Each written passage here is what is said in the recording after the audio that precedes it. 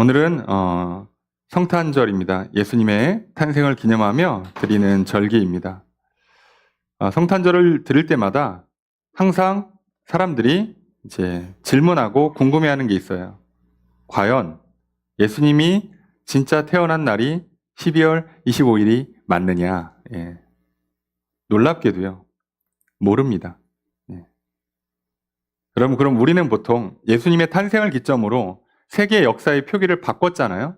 로마가 통일을 하면서 아예 예수님을 기준으로 삼았기 때문에 예수님이 기준이 되기 때문에 시간의 기준도 BC AD로 나와요. 그러니까 예수님 전 그리고 주님 이후 이렇게 이제 나누는데 그걸 나눌 때 우리가 보통 그 기준을 0년도라고 잡는 그 연도 그때 그럼 예수님이 태어났느냐? 아닙니다. 네. 그것도 아닙니다. 옛날 분들이 계산을 잘못하셔가지고 그때가 아니라 지금 대부분은 BC 3년에서 BC 4년에 예수님이 태어났을 걸로 봐요. 예, 안 맞습니다, 다. 그래서 성경을 보면 우리가 늘 기억해야 되는 게 있어요. 하나님께서 말도 안 되게 숫자, 시간, 때를 맞추는 경우가 있습니다. 알아들으라고. 그리고 절대 안 알려주는 게 있습니다. 시간, 때, 장소. 그래서 이상하리만큼요. 예수님 태어나신 시간, 예수님 돌아가신 무덤, 예수님 승천하신 그 장소 아무도 못 찾습니다. 예수님 살아생전에 입은 생가, 예수님 입었던 옷, 그 어느 것 하나도 못 찾습니다. 모세가 올라갔다는 그 산 어딘지도 모르고요.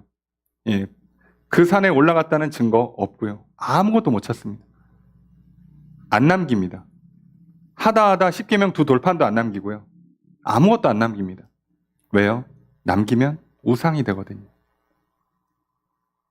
하나님께서 우리에게 알려주시는 것은 믿음에 도움이 되는 것들은 다 알려주세요. 정확하게. 근데 오히려 그게 우상이 되면 아예 모르게 하십니다. 그러니 오늘 우리들이 이 본문을 통해서 예수님께 경배하기 온 동방박사 보통 세 사람이라고 하는데요. 놀랍게도 세 명인지도 정확히 모릅니다. 왜 세 사람이라고 그러냐면 우리가 익숙하게 그림에 세 명이 나와서 그래요. 성화에 동방박사들이 세 명 나와서 그렇습니다. 그 성경은 또 3이라는 숫자의 의미를 많이 부여하니까 세 명이겠지. 또 바친 그 예물이 황금, 유향, 모략이에요. 세 개예요. 간 사람이 하나씩. 그래서 세 명이겠지라고 생각하는데요. 놀랍게도 숫자를 안 알려줍니다. 일부러 안 알려줍니다.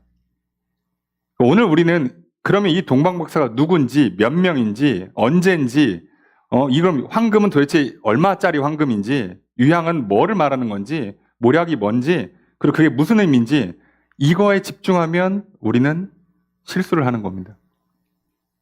그럼 오늘 하나님께서는 왜 독생자 예수의 이 땅에 태어남을 기념하고 축하하는, 예배하고 경배하는 그 자리에 동방 박사들을 불렀냐는 거예요.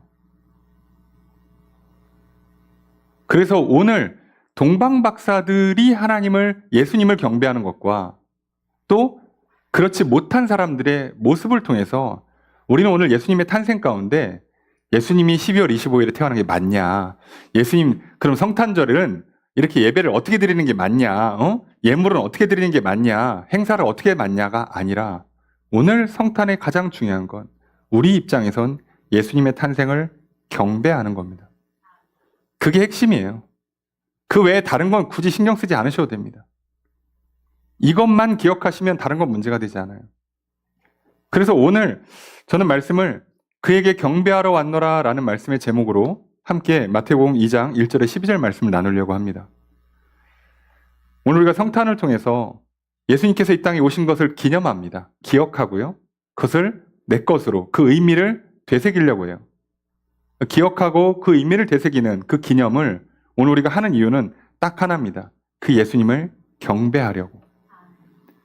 우리가 경배한다는 것은 분명히 나보다 높은 분이란 뜻이에요. 게다가 신적 대상에게 경배를 하면 말 그대로 예배가 됩니다. 신앙이 되는 거죠.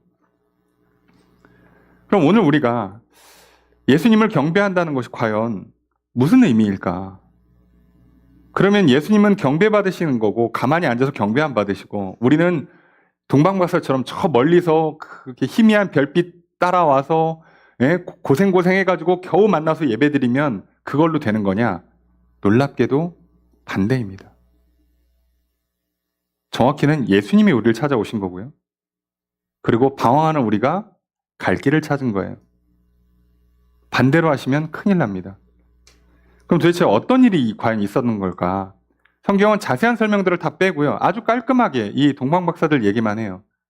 그럼 오늘 우리가 이 이야기를 통해서 과연 하나님께서 이 땅에 예수를 보내실 때 우리에게 원하셨던 게 있을 거 아니에요.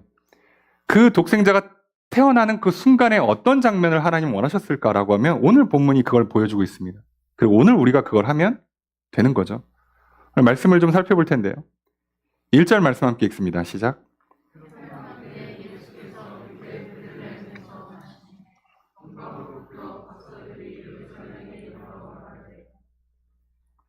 헤롯 왕 때입니다. 자, 헤롯 대왕이라고도 얘기하는데요. 나중에 이 헤롯 대왕의 세 아들이 나눠서 통치를 합니다.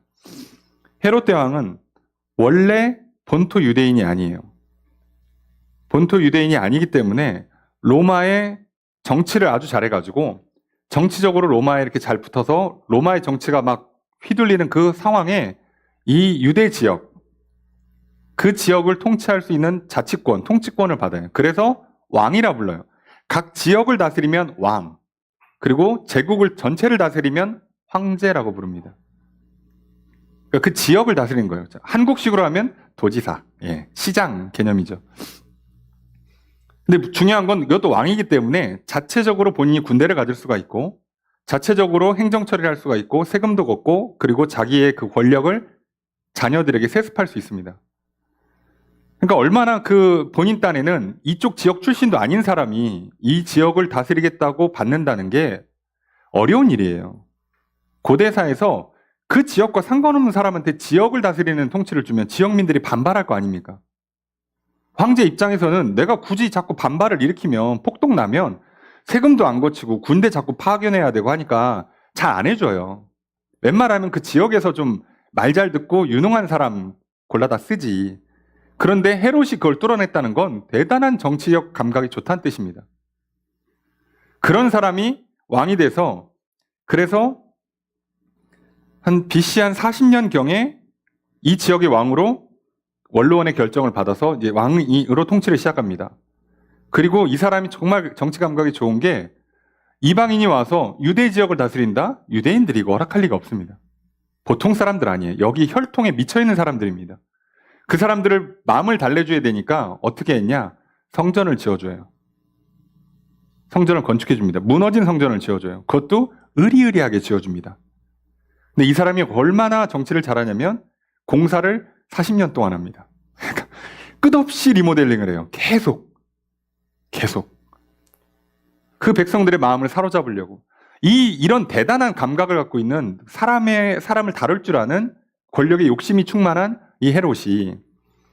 그리고 이제 BC 한 4년쯤 된 거예요. 그래서 30년 넘게 통치를 하고 있는데 오늘 날벼락이 납니다. 그 사건이죠. 그러고 있는데 동방에 있는 박사들이 예루살렘에 와요. 우리로 치면 수도죠. 수도에 와서 왕궁에 와서 얘기하는 거예요.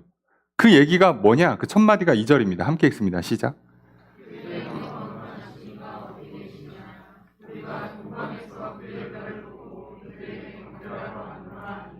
왕궁에 와서 물어보는 거예요. 아유, 왕이 태어난 것 같다. 우리가 별을 보니까 이거 위대한 왕이 태어난 것 같다. 경배하러 왔다. 왕을 좀 보고 우리가 경배를 좀 했으면 좋겠다. 라고 얘기를 한 겁니다. 자, 이제부터 이제 어떤 분위기가 흘러갈지 눈치를 채시죠. 아니, 헤롯은 멀쩡히 자기가 왕이고, 자기 아들들 멀쩡히 이제 커서 성인 되어 있고, 3명이나 있는데, 갑자기 왕이 태어났대. 우리가 별을 보니까 왕이 나는 별이래요. 그럼 이 동방으로부터 온 박사들은 어떻게 이걸 알았을까요? 그래서 이 사람들이 누군지를 잘 알기가 어려워요. 그래서 이 사람들이 누구냐, 어떤 별을 봤길래 이건 무조건 왕이 태어났다라고 할 수밖에 없는 별이냐. 그래서 학자들이 막 고민합니다. 별똥별을 봤다, 운석이 충돌한 것 같다, 무슨 그때의 뭐 천문학을 이렇게 연구를 해보니까 그때 별자리가 좀 이런 특별한 별자리가 있었던 것 같다. 예, 알 수가 없어요. 왜냐하면 뒤에 보시면 그 별자리를 오다가 놓쳐요. 그래서 왕궁에 들어간 거거든요. 아, 왕이 난 게 맞고 유대 땅에 들어왔으니까 이 나라 왕궁에 가면 되겠지라고 생각을 한 거예요. 별자리를 놓쳐가지고. 그래서 들어왔더니 와서 얘기를 하니까 갑자기 3절에 헤롯 왕과 온 예루살렘이 듣고 소동을 합니다. 무슨 소리야? 나는 멀쩡히 왕이고 내 아들은 조만간 왕위를 이어가야 되는 판에 아니 별을 보고 왔다는데 왕이 태어날 별이래. 난리가 난 거죠. 이게 헤롯 입장에선 뭐라고 들리겠어요? 너 왕위가 끝난다는 얘기로 들리죠. 얼마나 무시무시한 말로 들리겠어요. 얼마나 놀랬겠어. 때마침 손자 손녀로 태어났으면 할렐루야인데 아무것도 이게 그 분위기가 아니에요 지금. 이건 반역입니다 진짜. 그러고 나니까 이제 헤롯 입장에서는 이 문제를 풀어야 될 거 아니에요. 이 사람들은 별 보고 왔다 그러고 어딘지 몰라. 별 보고 왔다고. 그 왕궁이라고 생각하고 왔더니 왕은 또 아닌 것 같아. 난리가 났어요. 그래서 왕이 뭐라고 얘기하냐. 헤롯이 뭐라고 물어보냐. 4절 함께 읽습니다. 시작.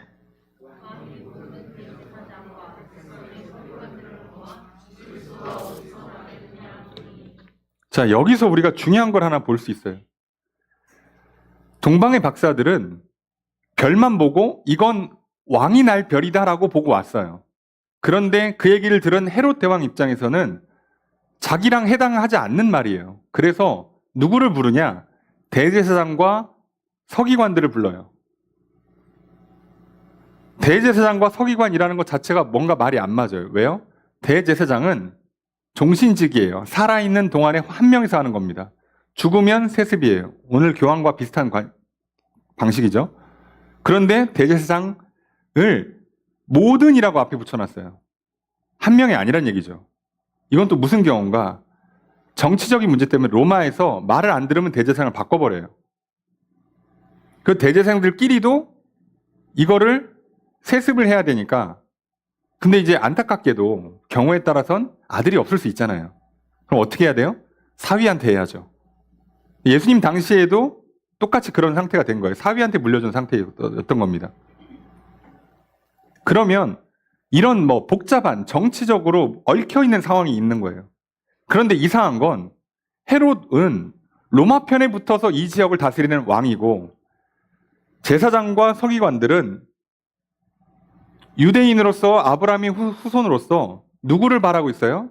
장차 오실 메시아, 다윗과 같은 왕, 이 나라를 독립시켜줄 위대한 왕을 꿈꾸고 있는 메시아를 고대하고 있는 사람들이에요. 근데 어떻게 둘이 만나지? 둘은 완전히 천적이어야 되는 거 아닙니까? 그렇잖아요. 여기는 이방인이 와서 왕 노릇하고 있고 여기는 우리 다윗의 후손 중에서 왕이 나서 다시 이 나라를 옛날 다윗 시절처럼 위대하게 부강하게 만들어줄 그 왕, 메시아를 고대하고 있는 그룹이에요. 제사장들, 서기관들은. 근데 둘이 이렇게 손을 잡고 있어. 자, 벌써 문제가 생겼다는 거 아시죠? 예. 그래서 여기서 우리가 뭘 중요한 걸 볼 수 있냐면 이 사람들이 바라고 있는 메시아가 우리가 알고 있는 메시아가 아니에요. 그런데 놀랍게도 헤롯도 누구를 찾아요? 왕을 찾는 게 아니라 야 혹시 성경에 왕이 태어난다는 얘기가 있어? 라고 물어보는 게 아니라 누가 있냐고 물어봐요? 그리스도가 어디서 나겠느냐라고 물어봐요. 그리스도 또는 메시아죠. 그리스도가 어디서 나느냐?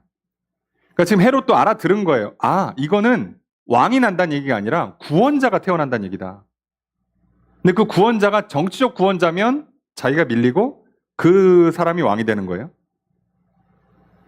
근데 이 사람들은 계속 이걸 뭐라고 생각했어요? 정치적 구원자라고 생각을 해요. 그럼 여기서 상식적으로 왕이 대제사장과 서기관들한테 정치적 구원자가 어디서 나냐라고 물어봤으면 여러분이 대제사장이거나 서기관이면 이거 알려줍니까? 바보입니까? 아니 잠깐 우리 민족을 독립시켜주고 위대한 나라를 만들어줄 그 왕이 태어났다는데 이거 알려주면 죽일 거 아니에요. 어떤 바보 멍청이가 이걸 알려줘요. 그렇잖아요. 상식적으로 이게 말이 안 되잖아요. 그런데 놀랍게도 알려줍니다. 이게 이 정도면 매국노죠. 예. 말이 안 되잖아. 이거 알려주면 안 되는 거잖아요. 야, 알려줘요. 베들레헴입니다. 친절하게 찾아줘. 성경 어디서 그렇게 써 있는지도 찾아줘. 성경에 보니까 예, 유대 땅 베들레헴에 태어난다고 돼 있습니다. 야, 이걸 알려줘? 놀랍게도 이러고 있습니다. 자, 왜 이런 문제가 생길까요?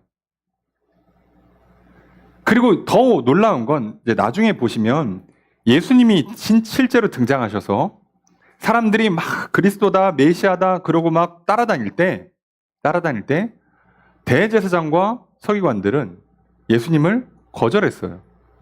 이 사람들 뭐야 그러니까. 그렇잖아요. 이상하지 않아요?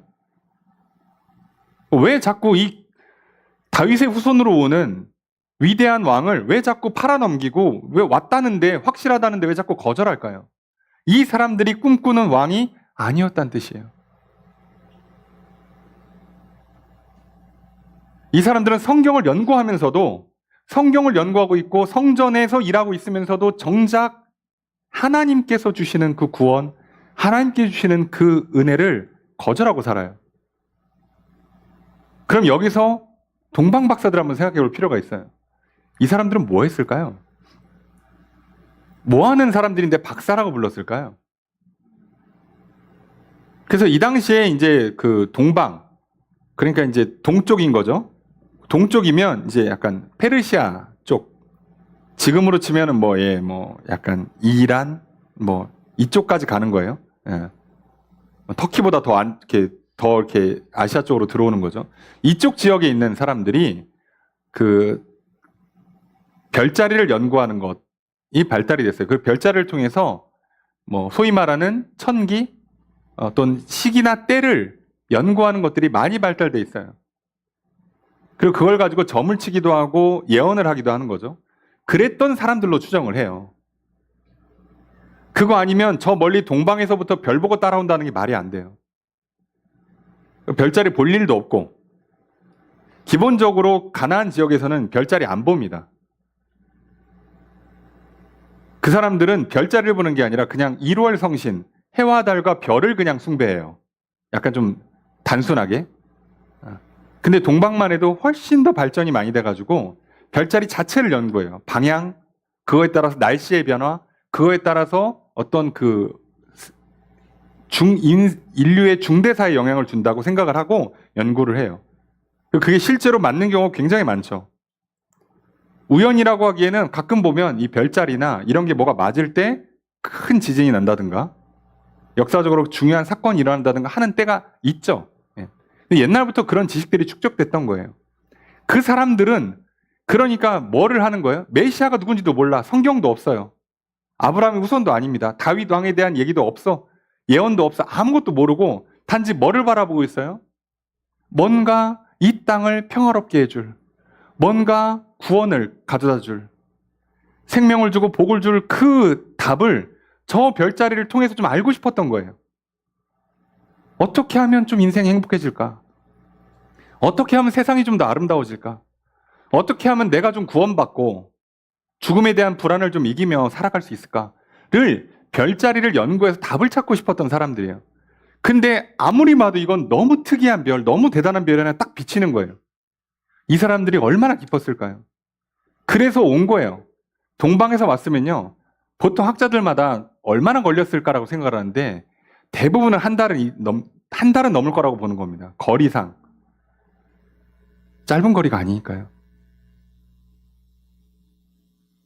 그 긴 거리를 심지어 준비해서 왔잖아요. 예물을 준비해서 왔잖아요. 아예 짐 싸서 왔어요. 그걸 보고 저분을 만나야겠다. 그래가지고 짐을 싸들고 와서 한 달 이상 되는 먼 거리를 지금 이동해서 오고 있는 겁니다.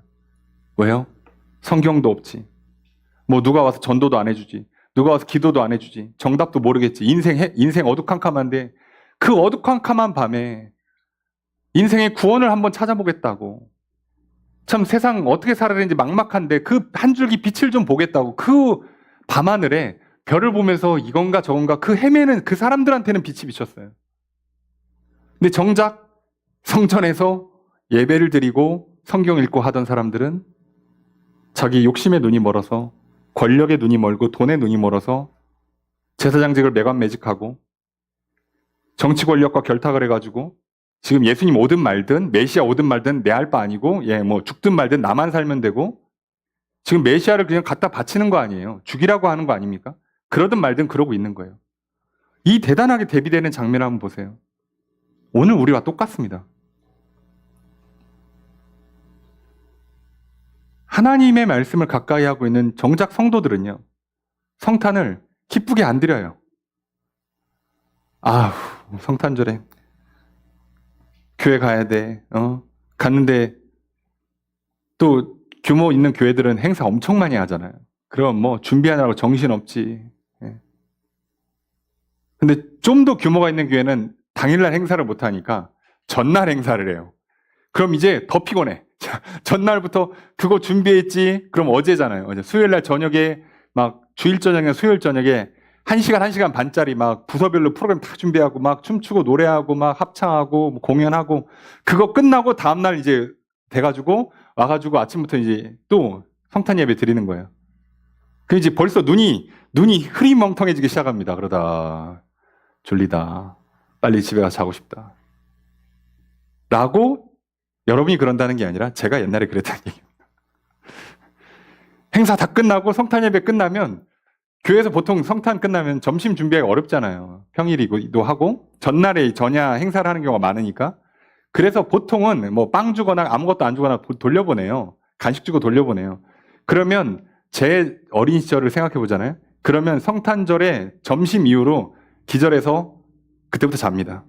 그리고 눈 뜨면 이제 다음 날이에요. 학생들은 방학하거나 대학생 때는 방학을 하잖아요. 그러면 하루 더 잡니다. 왜요? 이미 그 전에 며칠 일주일을 달렸어. 잠도 못 자고 뭐 일에 치여가지고. 성탄 예배 때 무슨 말씀을 들었는지 기억도 안 나고요. 아무 생각도 없어요. 뭘 한 건지도 모르겠어요. 정작 우리는 성전에 와 있고 정작 우리는 말씀을 가까이 하고 있는데 우리는 예수님을 경배하지 않아요. 근데 저 세상에서 밤새 잠 못 자면서 인생이 허무하다. 답답하다. 막막하다. 죽겠다. 앞이 캄캄하다. 어떻게 해야지 살지? 그러다가 누구는 교회로 발걸음 옮깁니다. 누구는 한 줄기 빛이 비쳐요. 친구가 와서 교회 한번 갈래? 야, 성경 한번 읽어볼래? 예수님 한번 믿어보자. 그 한마디에 누구는 그 한 줄기 빛에 인생이 바뀌어요. 왜 이런 차이가 날까? 왜 이런 차이가 나냐면요. 2000년 전부터 그래 왔기 때문에 그래요. 변할 수가 없습니다. 그래서 참 놀랍게도요. 헤롯 왕이야. 왕이니까 그렇다 치고 이방이니까 유대인이 아니니까 그렇다 치지만 어떻게 제사장들이 그럴 수 있냐고. 어떻게 서기관들이 그럴 수 있냐고요. 그런데 그렇게 합니다. 그런데 이 얘기를 듣고 헤롯이 어떻게 하냐? 박사들을 불러요. 여기 아니에요. 그 다음에 언제 봤어 별? 왜요? 지금 어젯밤 본 게 아니에요. 시점을 물어봐야지. 그래야지 추측을 하니까. 그래서 다른 성경에 보면 뭐라고 돼 있어요? 이때를 기준으로 앞으로 2년 전에 태어난 모든 아이들을 다 죽입니다. 왜요? 한 놈이라도 걸리면 왕이 태어나니까, 메시아가 태어나니까. 그럼 이 제사장과 서기관들은요, 이 어마어마한 학살의 공범이에요. 메시아를 부정하고 끝난 게 아니고요. 엄청난 학살의 공범이 된 겁니다. 본인들은 신경도 쓰지 않죠. 그래서 말은 어떻게 합니까? 8절에 보니까 저기 베들레헴이래. 베들레헴. 우리가 보니까 베들레헴이라는데 저기 가서 아기 보면 오다가 우리도 좀 알려줘. 우리도 가서 예배하게. 경배하기는커녕 죽이겠죠. 이들이 말하는 경배는요. 말만 경배지 속으로는 본인들이 원하는 걸 주지 않으면 거절하고 부정하고 심지어 죽여요. 여러분 오늘도요. 하나님 말씀이 마음에 안 들면요. 다들 뭐라고 머릿속에서 어떻게 합니까? 예배하러 와서 하나님 말씀이 진리의 말씀입니다. 생명의 말씀입니다. 아멘, 아멘 하는 게 아니라 말씀이 귀에 거슬립니까? 내가 하려는 거를 막는 말씀이에요. 나한테 불편하고 듣기 싫은 말씀이 들려요. 그렇게 하면 안 된다 그러니까. 너 왕 노릇하지 말고 예수님이 왕이 되신대. 너 인생 그렇게 살지 말고 이렇게 다시 살으래. 그렇게 하면 안 되고 그건 죄니까 문제가 되고 이렇게 해야 복이 있대. 라고 하는 말이 불편한 사람들이 있어요. 왜요? 내 왕위를 지키고 싶은 사람들. 헤롯처럼. 제사장들처럼. 이 사람들은 어떻게 합니까? 이제 열심히 연구를 합니다. 그때부터 이제 뭐라 그래요? 자, 예수님 마음에 안 드시는 분들 뭐라 그래요? 12월 25일 예수님 생일 아니에요. 자, 이제 연구하기 시작하죠. 그거 그 태양신 숭배하는 날을 그렇게 하면 그게 우상 숭배입니다. 우리는 12월 25일에 기념하지 않습니다. 라고 하는 이단이 있죠. 네. 우리도 알아요. 날짜 모릅니다.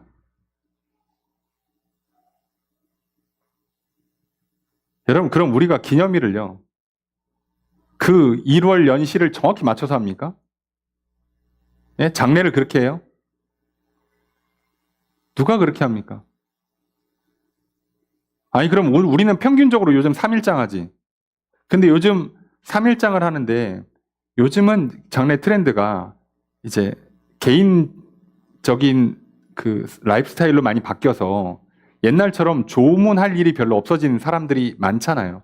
그러니까 가족장만 지난단 말이에요. 그럼 가족장만 지내는데 3일씩 할 필요가 없단 말이에요. 그리고 빈소를 마련할 이유가 없어요. 그래서 장례식장에다가 하고 시신 안치하고 그 다음에 그 다음날 바로 빼서 화장터로 보내요. 하루짜리로 끝냅니다. 그리고 혹시 이제 필요한 사람도 있을지 몰라서 안내 보내고 그리고 또 이렇게 성의를 표할 분들이 있으니까 계좌만 보내고 말아요. 그러면 3일장 해야 되는데 하루나 이틀장 한 거잖아요. 이틀장을 한 거잖아요. 그럼 뭐 문제 생깁니까? 그럼 우리가는 조금 더 길게 시간을 썼어. 일주일을 했어. 그럼 뭐 더 좋답니까? 아니에요. 그냥 기념이에요. 기념하는 거지 뭐. 그런데 그런 식으로 우리는 부정하기 위해서, 예수를 거절하기 위해서, 예수님의 말씀을 거절하기 위해서 온갖 머리를 닫습니다. 그래서 정작 오늘 우리들이요, 이 자리에 와서 딱 하나만 집중하시면 돼요. 예수님께 경배하면 돼요. 예수님, 나의 메시아, 나의 그리스도이십니다. 나를 위해 이 땅에 와주셔서 너무 감사합니다. 나를 대신해서 십자가의 죽으심으로 내 죄를 용서해 주신 것 너무 감사합니다.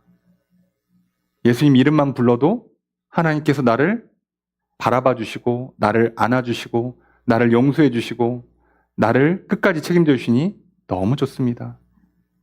그 은혜에 감사드리고 이제 예수님이 나의 왕입니다. 예수님 나의 주인입니다. 예수님 그 말씀, 성경의 말씀들 내가 읽고 그 말씀들을 따라서 살아가겠습니다. 이거 하면 다 한 겁니다. 여러분 우리 그거 하려고 온 거예요, 이 자리에. 오늘 우리가 그걸 하기 위해서 시간을 드렸고요, 몸을 드리고요, 물질을 드립니다. 우리의 정성을 드리는 거예요. 하나님 우리에게 그걸 원하세요. 자, 그랬는데 문제는 박사들은 이걸 전혀 모르잖아요. 왜 왕이 저러고 있는지 제사장과 서기관들이 회의해서 베들레헴 쪽으로 가보세요라고 얘기하는 거가 무슨 뜻인지 몰라요. 그래서 어떻게 합니까? 그냥 나와야지 뭐. 여기 아니라니까 나와야죠. 나왔더니 자 9절과 10절 함께 읽습니다. 시작.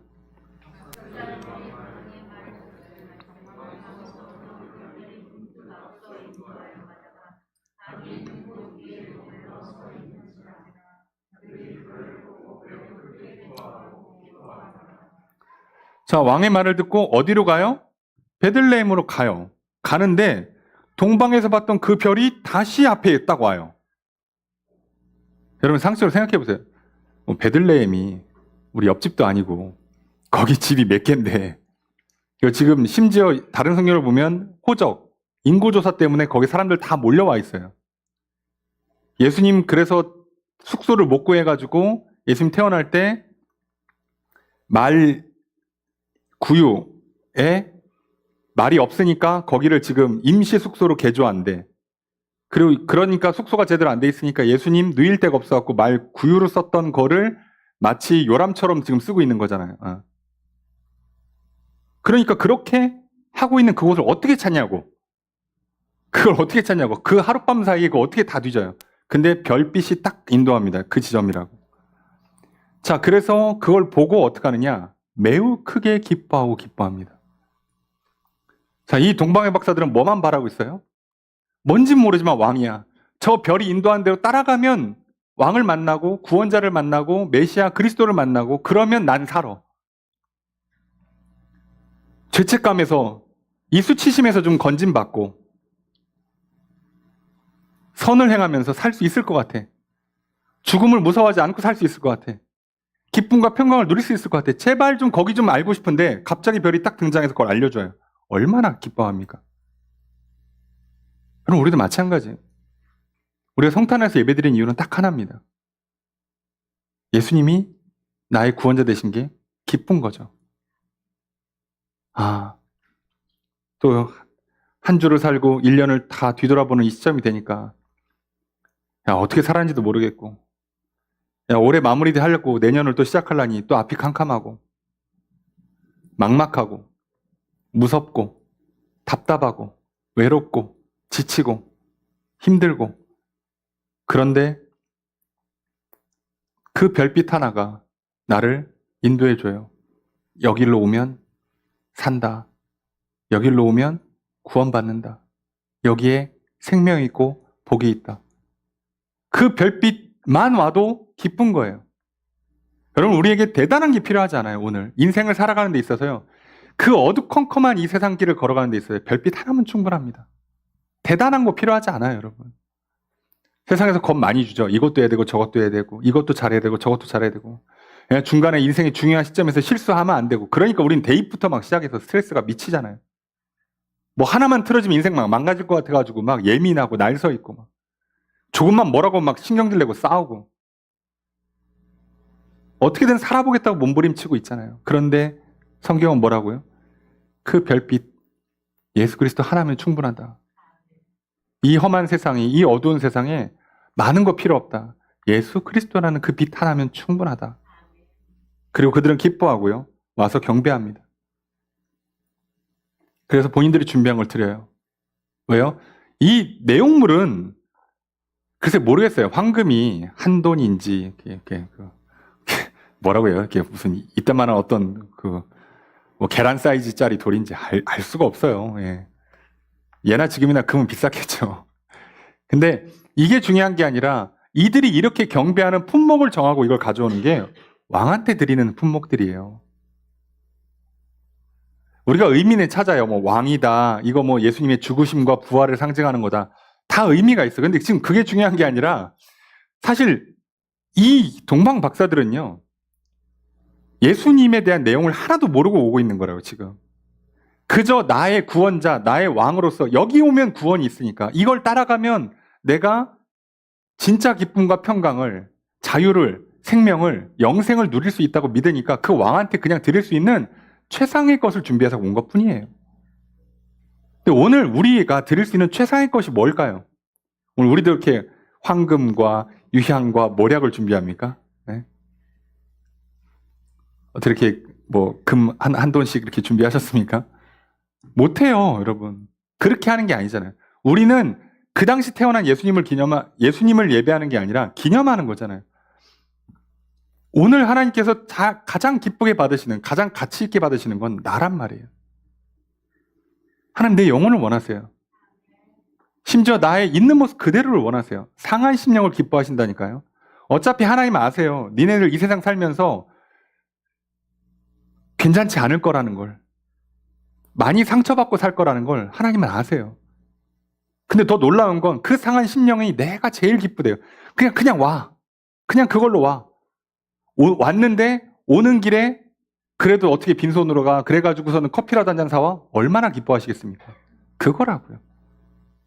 오늘 예수님 기념하는데 우리가 와서 찬양도 불러요. 우리가 와서 예물을 드려요. 와서 우리가 춤을 추고 노래해요. 박수칩니다. 얼마나 기뻐하실까요? 이게 끝이에요. 여기까지는 너무 좋은데 문제가 하나 있죠. 이 박사들이 아무 생각 없이 돌아가다가 베들레헴 무슨 호텔 몇 호에 메시아가 묵고 있습니다. 이 얘기 해주면 이제 큰일 나는 거죠. 그래서 어떡합니까? 12절에 그들은 꿈에 헤롯에게로 돌아가지 말라는 지시를 받아서 다른 길로 돌아갑니다. 여러분, 별빛 하나 보고 왔던 동방박사처럼요. 우리 어두컴컴한 인생길에요. 예수님 한 분이면 충분합니다. 내일 일을 걱정하지 마십시오. 정말 위험하고 절대 가면 안 되는 일 있으면 오늘 밤 꿈에라도 나타나 주십니다. 걱정하지 마세요. 그게 하나님의 은혜입니다. 그분은 빛이 되어주시는 거예요. 이 땅에 빛으로 오셨고 나의 인생에 빛이 되어주실 거예요. 우리는 그분을 기뻐하고 그냥 그 빛 따라서 여기에 나와서 그저 그분을 경배하면 됩니다. 오늘 우리가 또 성탄절을 보내요. 오후에 어떤 일정들이 있으신지 모르겠습니다. 예. 어제는 어떻게 보내신지 모르겠어요. 어제 교회에서 예배를 준비하느라 늦게까지 있어 보니까 밖이 좀 시끄럽더라고요. 사람들, 예. 왜 자기 생일도 아닌데 그냥 자기들이 즐겨. 예. 예. 음식점, 술집, 숙소들이 왜 자리가 없을 만큼 바글바글 거리냐고. 뭘 기뻐하는 거예요? 근데 거기에 빛이 있습니까? 화려하죠. 밤새 식당 화려하죠. 밤새 놀거리, 먹거리들 화려하죠. 그게 빛일까요? 제사장들, 서기관들처럼 그 빛 한가운데에서 정작 어두운 인생을 살아요. 근데 우리는 어쩌면 동방박사들처럼 어두운 한박한에 들판 저 넓은 벌판에 홀로 덩그러니 떨어진 것 같은 인생을 살아갈 때 예수님은 나의 빛이 되어주십니다. 그 빛 따라가시면, 그 빛을 기뻐하고 기뻐하시면 우리는 예수님 만날 것이요. 예수님을 경배하고 살아간다면 우리 인생에 놀라운 구원과 생명과 복이 넘칠 줄로 믿습니다. 오늘 그 삶을 또 나아갔으면 좋겠습니다. 예, 한 해가 어땠든지 또 새해가 어떻게 시작되는지 너무 두려워하지 마시고요.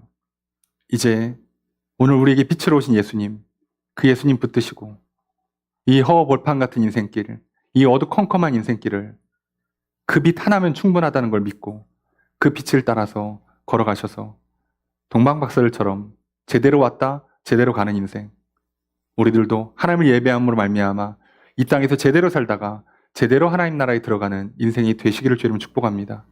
그러니 오늘 또 기뻐하시고요. 즐거워하시고요. 또 제대로 빛을 보며 나아간 하루가 됐으면 좋겠습니다. 예수님 안에서 기쁘고 즐거운 성탄 되시길 주님 축복합니다.